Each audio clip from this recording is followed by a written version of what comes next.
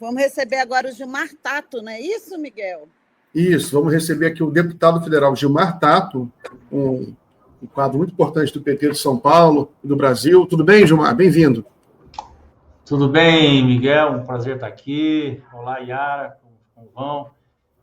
Olá, seja bem-vindo, deputado. Obrigado. Posso já perguntar como é que está o clima aí na Câmara com o início desse novo ano legislativo, essa guerra de bonés? Cadê seu boné, deputado? Aliás, acabei de gravar um vídeo com o boné aqui do Brasil, dos brasileiros. Veja, eu acho que é o clima do que é o Brasil hoje, é um clima que nós parece que começamos a acordar de que a disputa política ela tem que ser feita, não é diariamente mais, né, Yara? É minuto a minuto, minuto a minuto. Então, o cérebro nosso tem que começar a acostumar de que aquela coisa do planejamento, de você falar o que eu vou fazer amanhã, eu tenho essa agenda às 7 horas, 8 horas, 9 horas, 10 horas, 11 horas, não funciona mais. Funciona na disputa política, na guerra de guerrilha, naquilo que nós temos que, sabe, falar e aquilo que nós temos que se contrapor. Nós temos que tomar a iniciativa disso. Nós temos que ser protagonista da política e das ações que a política permite que nós possamos fazer. Porque nós somos governo, porque nós estamos fazendo um governo que está diminuindo a desigualdade, porque o Brasil está dando certo, o Brasil está sendo respeitado, nós estamos tirando o Brasil do mapa da fome, nós estamos um recorde de emprego no país, e tem programas importantes do governo federal, e nós temos o PT, que é um grande partido, que precisa compreender que nós temos que fazer essa disputa nas redes. Então, esse é o nosso esforço. Esse é o nosso esforço. Fizemos um encontro com mais de 3 mil pessoas esses dias para discutir da importância de fazer essa disputa nas redes. Nós estamos preparando cursos, inclusive para militância. Então, tem um convencimento político primeiro, depois fazer curso de como se comportar ou como mexer nas ferramentas e nessas redes, nessa área digital. Isso tudo não significa que nós não estamos perdendo de vista em relação à regulamentação das Big Techs, em relação à política de que precisa essas plataformas, não é o vale tudo. Nós não fazemos o vale tudo. E nós não queremos que ninguém faça o vale tudo. Nós não queremos...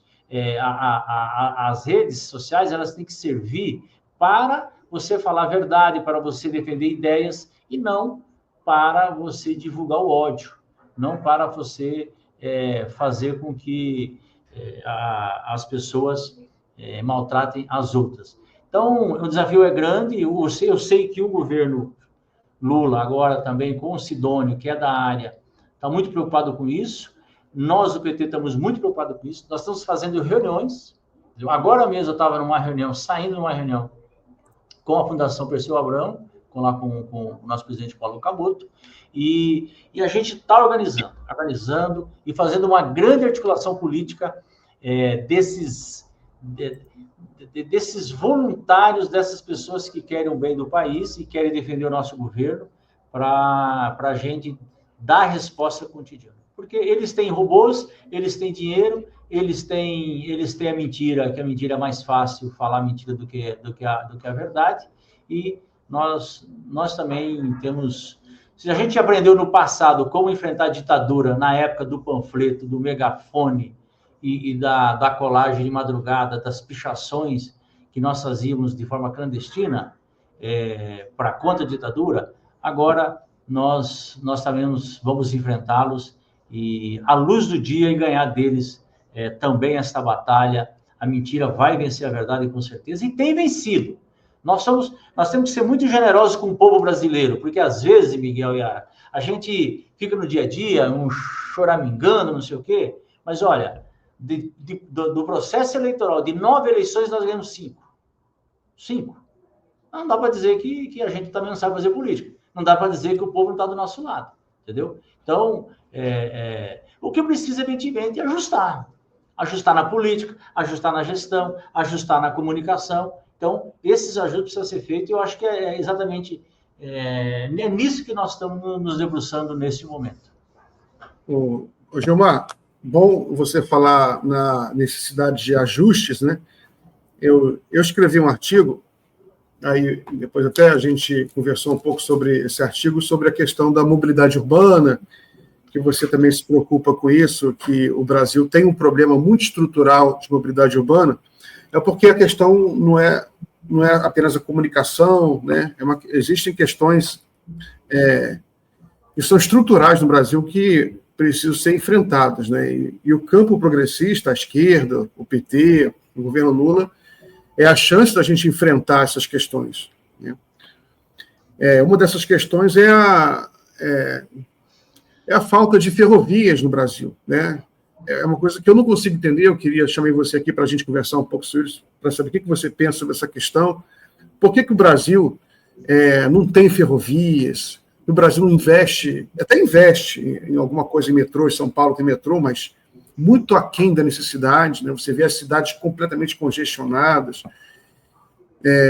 E você... Hoje saiu uma notícia muito boa hoje, inclusive, Gilmar, que eu tinha separado para a gente mostrar aqui, que é a venda de carros. Não sei se o Guilherme teve tempo de subir.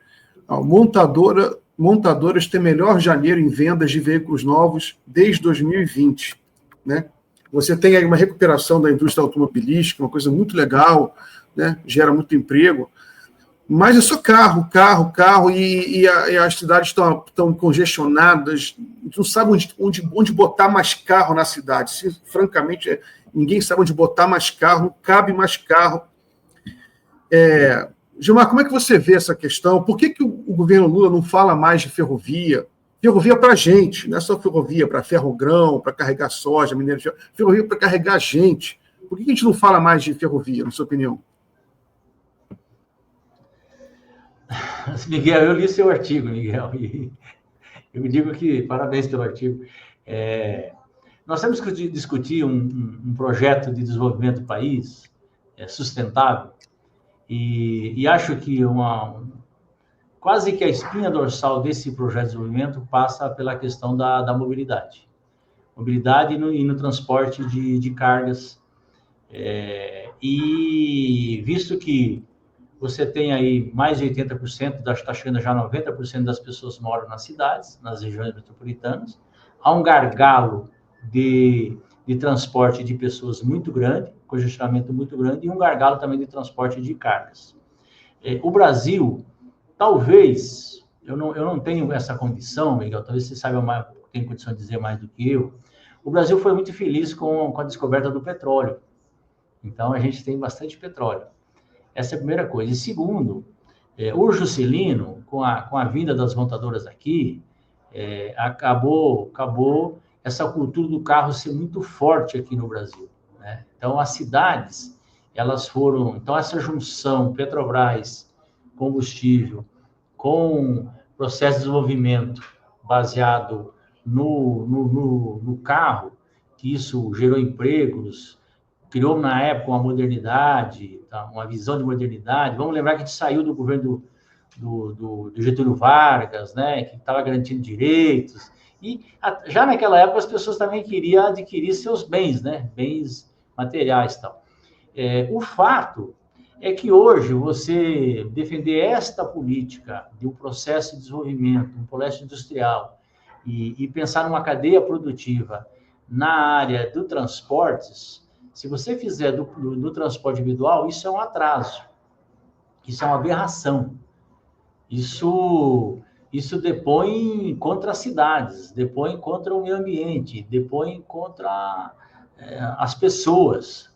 E eu cobro muito isso do nosso governo, né? Eu sempre falo, nada contra o carro, mas qualquer política de incentivo que tem que acontecer, tem que ser no transporte de massas. Transporte de massa é transporte de subtrilhos. Então, a organização de uma cidade, ela tem que pensar no pedestre, pensar no ciclista, pensar na segurança das pessoas poderem transitar e pensar no transporte coletivo. Esta visão do transporte de coletivo, ela não está ainda absorvida pelo nosso governo. Tem algumas iniciativas, é verdade. O BNDES voltou a investir em ferrovia, voltou a investir em metrô, a arrumar financiamento. O próprio Ministério das Cidades agora começou a apresentar uma política em relação ao ônibus elétrico. Então, mas é muito tímido ainda, muito tímido, infelizmente. Eu acharia que a gente devia dar um cavalo de pau aí, sabe? Tirar os incentivos de tudo que se relaciona ao transporte individual. Veja, mesmo aquele relacionado a veículos não poluentes, e investir em veículos não poluentes de massa, coletivo. Esse é o grande desafio. Esse é o grande desafio. A gente tem feito conversas, reuniões relacionadas a isso, para ver se cai a ficha realmente do nosso governo. Cai a ficha para a gente... Nós temos o exemplo, você mesmo cita no seu artigo o exemplo da China. A China fez isso, né? A China organizou o país, unificou o país, gerou empregos, investiu e criou alta tecnologia para exatamente... e hoje tem sido um exemplo no mundo e os outros países estão copiando a China.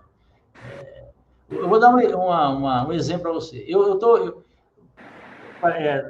falo muito pouco sobre isso, mas eu sou um cara que acompanha desde o início o projeto do TAV, Rio-São Paulo, trem de alta velocidade Rio-São Paulo, entendeu?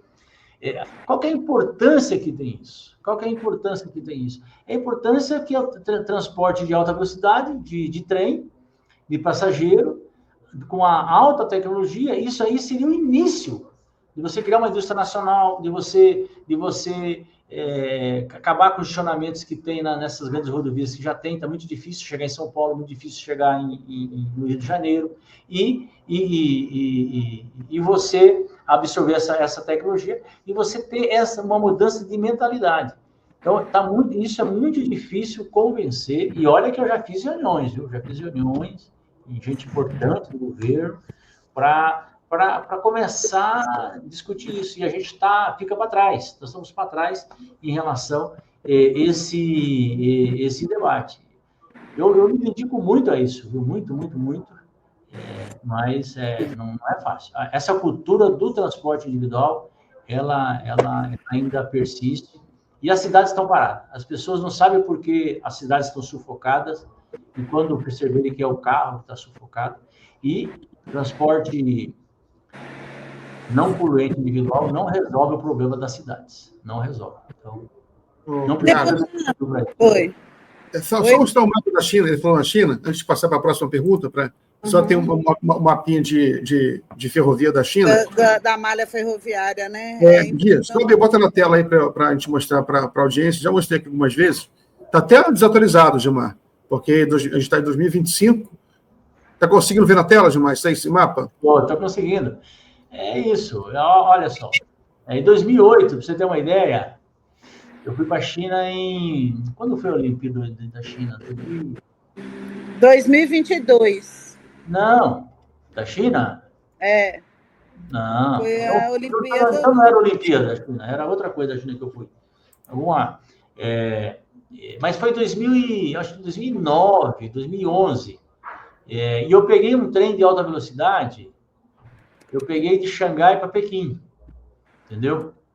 Então, foi lá para 2010, 2011. Olha como está isso aqui agora, percebe a diferença? E eles estavam, sabe, você vê que quando eu peguei aquele trem de Xangai para Beijing, o trem, eles estavam comemorando, era uma coisa de 300 e poucos quilômetros por hora, sabe? Era a comemoração deles, né? Hoje já tem trem ali, eles estão passando os 400, já tem teste de mais de 400 km por hora.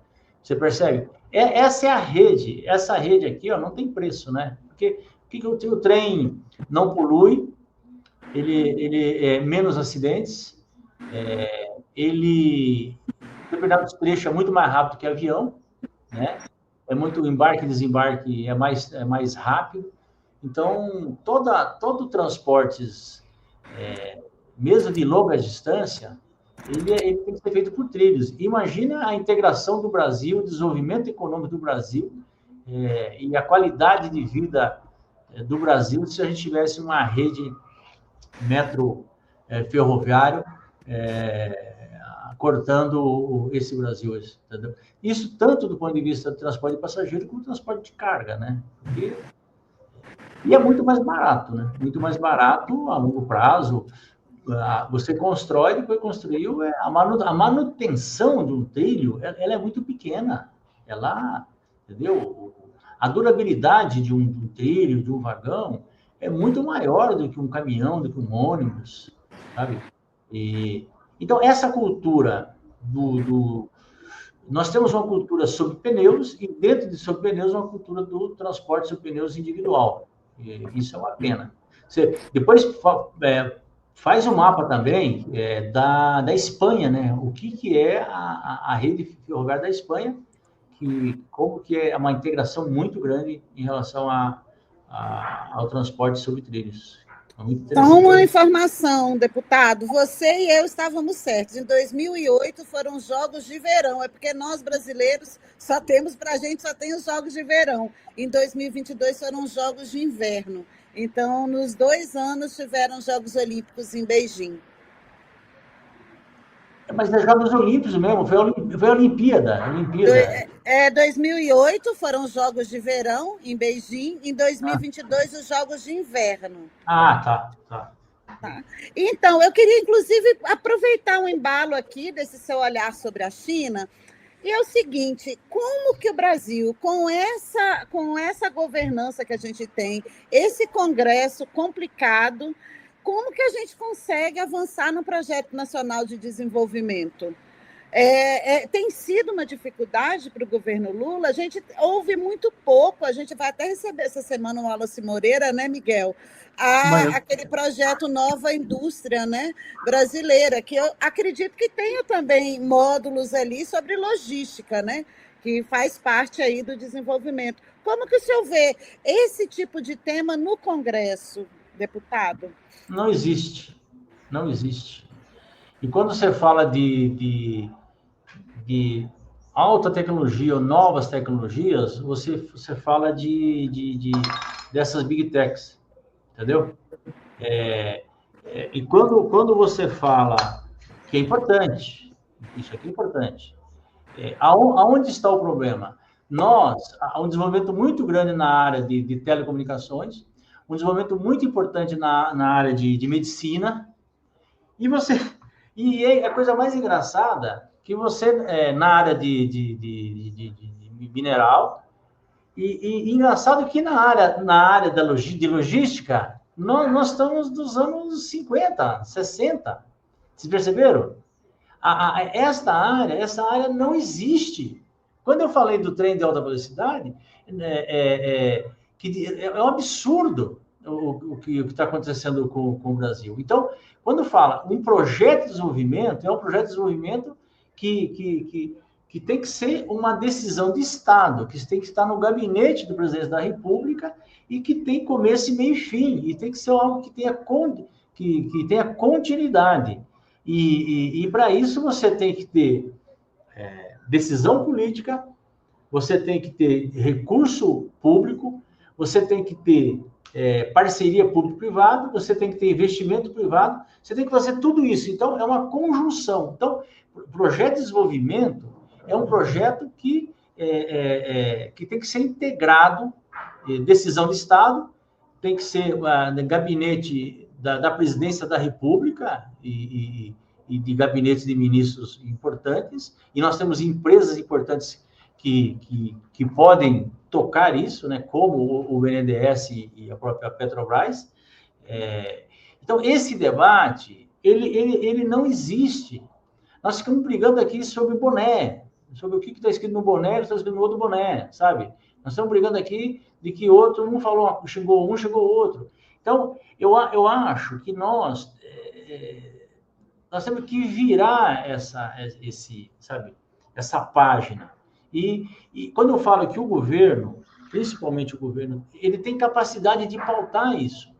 O jeito de a gente se contrapor a fake news, a essa cultura e essa política do ódio, é a gente ficar apresentando proposta.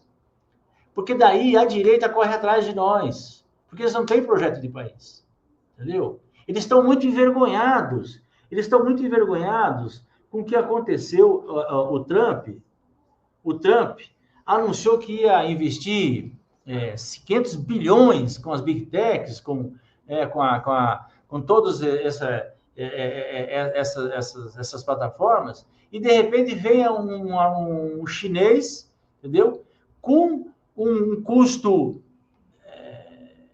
de quantos mais? Sei lá, mais de 10 vezes menos, com um código aberto, e fala, olha, esse negócio de inteligência artificial aqui, a gente consegue fazer baratinho e com código aberto. O que é o código aberto? É você fazer com que todos possam se apropriar desse conhecimento, dessas ferramentas. E na medida que você se apropria e que você vai... você tem acesso a esses códigos fontes, você vai evoluindo. Então, é uma coisa que um ajuda o outro. E por isso que dá para derrotar esses caras. Agora, nós no Brasil nunca discutimos Por que nós não podemos ter a nossa plataforma? Por que a gente precisa ficar dependendo dos americanos? Por que a gente não copia, não faz como a China fez, como a Rússia está fazendo? Sabe? Então, isso não há um ambiente de debate. Eu fiz parte, né, da Comissão de Ciência e Tecnologia, entendeu? Então, eu não sou da área, eu sou político, entendeu? Eu tenho uma visão de país. Digamos que eu trabalho, a minha especialidade é na área de mobilidade. Estudei para isso também, e tem prática sobre isso. Trabalhei em São Paulo, na prefeitura, no transporte. E a gente traz gente interessantes da academia para conversar, entendeu? Mas isso não tem ressonância. Não tem ressonância. Então, é um problema. E eu sempre... Um dia eu conversei com o presidente Lula sobre isso. Assim, ele entende do problema, tal, mas acho que ainda falta mais gente perto dele que vai levar soluções um pouco mais concretas, sabe? De como fazer. Eu não acho, pela sensibilidade, ele é uma pessoa muito inteligente, uma pessoa que, né, absorve muito rápido as coisas, o que está acontecendo. O que falta é a gente levar projetos estruturantes que fica de pé. Eu não sinto isso por parte dos auxiliares dele, sabe? Então, é uma pena. E a gente tem conversado para ver se consegue. Está começando, não está parado. Está começando, algumas coisas estão acontecendo, mas é ainda muito tímido do meu ponto de vista. Ô Gilmar, eu até mandei para você aqui um outro artigo que eu escrevi também antes, uma recente, sobre a questão dos trens, uma pesquisa longa que eu fiz sobre a questão ferroviária no Brasil. A questão da ferrovia, você lembrou bem, ela está ligada à questão de logística, né? O que é uma coisa que... Você sabe que na China, todo o processo de desenvolvimento econômico chinês, na realidade, desde isso não é de agora, passou pela expansão ferroviária na China. Todo o processo. Né? Porque tem a ver com a logística. As pessoas se espantam. Por que a China tem tanta produtividade? Ela consegue exportar tanto, ela consegue ter um custo muito baixo, né, de produção pela logística, né, sobre trilhos, que inclusive é transplantada para dentro da mobilidade urbana, dentro das cidades. Xangai não tinha metrô há pouco mais de 20 anos atrás. Hoje é o maior sistema de metrô do planeta. Né? Eu estive na China ano passado, eu estive em algumas cidades, E, por exemplo, eu tive em Beijing, né, Pequim, e tive em Chengdu, que fica bem no centro da China. Né? Beijing é metrô a cada esquina. Né? Chengdu também, que é uma cidade mais desconhecida, né? Mas uma grande cidade, metrô de 500 em 500 metros. Né? Essa cultura, que é uma coisa que é interessante, que você está tentando quebrar, né, esses preconceitos que existem na sociedade, no próprio governo, contra o transporte de massa. Porque, Gilmar, o carro é caro. Né? Uma coisa também que eu tenho alguma dificuldade de entender é que um governo popular que está fazendo tanta coisa pelos mais pobres, é inegável, você tem dados, indicadores que são avassaladores em relação à melhora de renda dos mais pobres. Entendeu? Agora, a questão do transporte de massa, ela vai direto na questão da questão do bem-estar das pessoas mais humildes, né? Porque você, em vez de você comprar um carro maravilhoso de 300 mil reais, né, você compra uma passagem de trem, né, maravilhosa para ir de São Paulo a Brasília, um trem-bala, né? Você pode percorrer o Brasil todo. O turismo na China está explodindo, Gilmar, explodindo. Internacional, o turismo internacional está crescendo esse ano mais de 200%. Por quê? Porque todo mundo quer andar nos trens da China. Né? Europa, igual, todo mundo conhece os trens da Europa. Os Estados Unidos, você fala um pouco, mas os Estados Unidos têm muito trem. Porque a gente não vê tanto nos filmes, mas tem. Todo o processo também econômico americano foi construído sobre trens. Né? As ferrovias cruzando o país todo. Até hoje, os Estados Unidos têm uma das redes de trem de frete maiores do mundo. Se você vê um filme americano, pode reparar, qualquer filme americano que você vê, tem sempre um trem por trás. É porque a questão do transporte de pessoas, nos filmes, pelo menos, eles usam mais carro e avião, mas o transporte de mercadorias, pode ver qualquer filme americano, tem sempre um trem passando. O transporte de mercadoria, o Brasil nem transporte de mercadoria, nem transporte de pessoas. Então, é um desafio grande que a gente vai ter para, né, mudar essa cultura, né, Gilmar? Porque virou uma espécie de cultura também. O brasileiro, ele sumiu do vocabulário a palavra trem. Ficou só na gíria mineira, o trem-bom, só trem-bom. Mas no vocabulário, saiu do vocabulário do brasileiro. E como é que a gente coloca de volta isso, né? Talvez não seja, pelo menos... a gente está na fase de pesquisa no momento, né? De melhorar a pesquisa, de melhorar a imagem da ferrovia para o brasileiro acreditar. Porque você não acha que também tem a ver um pouco com a falta de autoestima do brasileiro, que ele acha que um trem-bala, por exemplo, como tem na China, é uma coisa tão maravilhosa que o Brasil nunca vai ter isso. Você acha que também tem um pouco desse viralatismo que faz com que a gente trate esses projetos mais ambiciosos como uma coisa tão distante que o Brasil nunca vai ter possibilidade de ter? O que eu acho? Eu acho que os problemas do Brasil são tão grandes, foram tão grandes, que nós tivemos momentos na história do Brasil de gente que pensou Estado, uma estrutura de Estado, que Dom Pedro II Dom Pedro I teve um papel importante, né, para montar o Estado brasileiro, naquela época, a estrutura de Estado. Depois você teve uma situação importante que eu acho que foi o Getúlio Vargas, né, que em função da guerra soube aproveitar para trazer empresa como a CSN, a questão do aço, que ajudou muito no processo de desenvolvimento do país. Ele tinha uma visão de Estado. Teve alguns momentos, o Juscelino que eu falei, alguns momentos mesmo presidentes da época da ditadura, e você teve governo Lula. O resto, o que acontece com variações, era de desmonte, muitas vezes, do Estado. Vamos pegar o Fernando Henrique, né? Vamos pegar o PSDB. O PSDB, eles aproveitaram do momento do boom de tecnológico que estava acontecendo no mundo e que nós estávamos, que ia acontecer a virada, por exemplo, na área de telecomunicações, e aproveitaram e privatizaram, deram de graça, que era um negócio que a gente podia absorver muito isso. Então, eu diria o seguinte, eu acho que o Brasil ele precisa ter presidentes estadistas, presidentes que pensam num projeto de desenvolvimento agora sustentável, e por isso que a questão do TAM, ela é sustentável, ela dialoga com a questão ambiental muito forte, né? Vamos lembrar que o asfalto é de petróleo, o petróleo é poluente, e esse desenvolvimento, ele gera empregos. Então, a base, a estrutura de você desenvolver o Brasil é justamente isso, você rasgar o país no transporte de passageiro que você falou, e no transporte que tem a ver com transporte de carga, tem a ver com logística.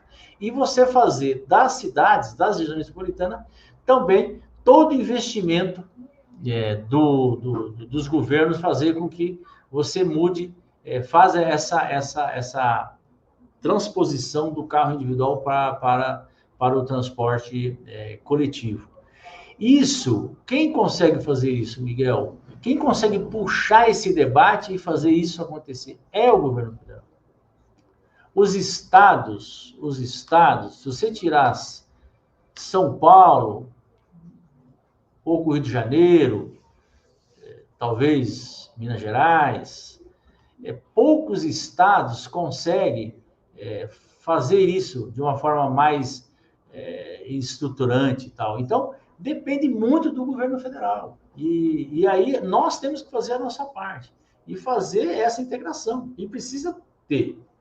Você tem, as coisas estão interligadas. Quer dizer, quando você fala de transporte coletivo, você tem que ter o transporte interestadual, o transporte intermunicipal, o transporte municipal. E essa integração ela tem competências que é do governo federal, governo estadual e os governos municipais.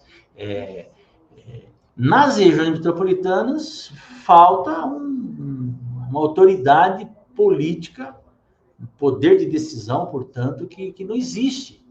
E que pega São Paulo, não adianta, não posso discutir São Paulo sem pensar na região metropolitana mais, entendeu? Então, isso precisa ter, porque a hora que tem essa autoridade, começa a conversar com os prefeitos num outro nível também. Então, isso nós estamos muito atrasados. E não precisa inventar a roda, não. É só copiar as outras cidades. O que está acontecendo no mundo. É só verificar o que está acontecendo no mundo. Está tendo uma revolução. A Europa está mudando totalmente. O que a prefeita de Paris está fazendo é admirável. Entendeu? Tirando o carro da rua, tirando. Não tem mais carro estacionado na rua. Está tirando. Daqui a pouco não vai circular mais carro em Paris. Isso é transporte público individual, evidentemente, que vai ter, transporte público de massa, por baixo da terra, por cima, e principalmente trilho, e o abastecimento, né? Você usar o transporte, se for necessário, de cargas em determinado momento, e uma logística de transporte de cargas sobre pneus para abastecimento das cidades. Então, essa organização, eu lembro que nós começamos a fazer com muita propriedade no governo do Haddad, sabe? Tanto é que o Haddad foi uma administração moderna nesse sentido. Pensou um plano diretor nesse sentido, pensou um plano de transporte e trânsito, na época, nesse sentido, pensou, mas isso não foi dado continuidade. Perdeu a eleição, então você acaba... O que é interessante que eu percebo, Yara e Miguel, é que as políticas que a gente faz, elas não são tiradas, entendeu? Olha, ninguém conseguiu tirar uma faixa de ônibus na cidade de São Paulo. Ninguém conseguiu tirar uma ciclovia na cidade de São Paulo. O que se discute é como fazer mais, entendeu? Ninguém conseguiu tirar uma rua aberta na cidade de São Paulo. O Dória queria tirar a Paulista aberta para pedestre. Não conseguiu. Então, não consegue. Então, se você tem prefeitos que continuam fazendo, não tem volta. O problema é que, do ponto de vista da cidade, você tem que ter prefeitos que têm essa visão de pensar uma cidade moderna. A gente chama de moderna, mas é uma cidade saudável, uma cidade para as pessoas, entendeu? Então, cada um fazendo o seu papel, o prefeito, o governador, o presidente da República. E aí, eu acho que se fosse pensar O pessoal sempre fala, mas qual que é a grande marca que o governo Lula podia fazer do ponto de vista estrutural no país? Entendeu? Essa é uma grande marca. Pegar e custa 20 bi, 30 bi, 50 bi, 100 bi, 200 bi, nós vamos fazer uma malha ferroviária nesse país nos próximos 10, 15, 20 anos, sabe? Né? Com transporte de passageiros, fazendo debate como as pessoas se apropriarem das cidades. A tarifa zero, ela é fundamental. A minha bandeira da tarifa zero, ela não é só o fato, não é só o problema, não é só a questão só social de quem não tem dinheiro para poder ir trabalhar, visitar parente, amigos, ir numa consulta médica. Não é esse o problema. Não é só isso, que é fundamental. A pessoa tem direito de ir e vir, é um direito que a pessoa tem, como tem direito a uma saúde, direito a uma escola adequada, com qualidade, mas isso é para fazer o debate de que as pessoas precisam se apropriar da cidade e o carro, ele é impeditivo disso. Ele é impeditivo do ponto de vista da mobilidade e congestionamento, ele acaba encarecendo, que é isso que você falou, encarece as cidades, encarece tudo, né? Porque o congestionamento ou o carro individual, o transporte de sobrecarga de caminhões é muito mais caro, e ele é impedimento também do ponto de vista ambiental. Então, todos ganham. Então, uma marca que poderia ser, devia ser essa, um desenvolvimento econômico vinculado às cidades, às regiões metropolitanas e, ao mesmo tempo, um transporte de longo alcance que interliga as cidades, até porque o avião, ele não é caro, ele não é adequado para esse tipo de organização de um país que deveria crescer 3%, 5%, que melhorar a qualidade de vida das pessoas, porque é isso. Nós estamos melhorando a vida das pessoas. As pessoas começam a ter dinheiro, começam a comprar carro. E aí todo mundo vai ficar parado e não tem saída. A saída é o transporte coletivo e a ferrovia é o transporte de massa mais adequado. Eu também acho isso, viu, Miguel? Maravilha. Acho que a gente chegou ao fim aqui, né, do nosso bloco. Agradecer aqui ao deputado federal. Eu queria ter um pouquinho mais de tempo, porque eu queria ouvir a sua opinião sobre o Gustavo Lima, aí aparecendo nas pesquisas como se fosse um novo Marçal. E a gente acabou de sair, né, de uma eleição aí em São Paulo, que o Marçal foi central aí, mudou um pouco a dinâmica, né, do debate político. Aí, será que dá para o senhor falar rapidinho aí da sua avaliação sobre esse Gustavo Lima? Ele é um novo Marçal?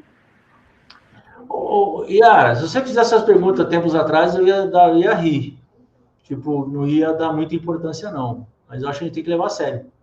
Exatamente. Tem que levar a sério. Infelizmente, nós temos que levar a sério. E não está dado que um tipo de gente como ele, como o Marçal, poderá vir ganhar a eleição presidente do Brasil. Então, nós temos que estar muito atentos, pensar seriamente sobre o comportamento dos eleitores. E a gente tem que estar muito atento, entendeu? Muito atento, porque não é mais brincadeira. Não é mais brincadeira. Eu convivi com o Bolsonaro aqui, era caricato, a gente ria dele, ele era de lancha-roda, ninguém conversava com ele, ele ia na tribuna, ninguém falava nada, entendeu? Virou presidente da República. E agora é a mesma coisa. Então, acho que a gente tem que estar atento em relação à democracia, atento em relação às fake news, atento em relação ao que está acontecendo no mundo, e o que nós pudermos regulamentar, e regulamentar rápido, essa questão dessas big techs, que não é o vale tudo, nós temos que fazer o mais rápido possível. Bolsonaro defendia a ditadura desde o primeiro mandato dele aqui, abertamente. E a Constituição dizia o seguinte: quem defende a ditadura devia ser caçado. Não pode. Não pode. Porque ditadura significa você não ser democrata e que não cabe nesse ambiente. Nós não tomamos medida nenhuma na época, entendeu? E é assim. Então, agora, mundo fica brincando, zoando, e essa brincadeirinha, o povo paga um alto preço por isso. Por isso que eu tento levar a sério. Não é pouca coisa ele ter 10%, 12%, ter 15%, ter 20% no segundo turno e ganhar a eleição de uma pessoa como um democrata, uma pessoa que pensa no país, entendeu?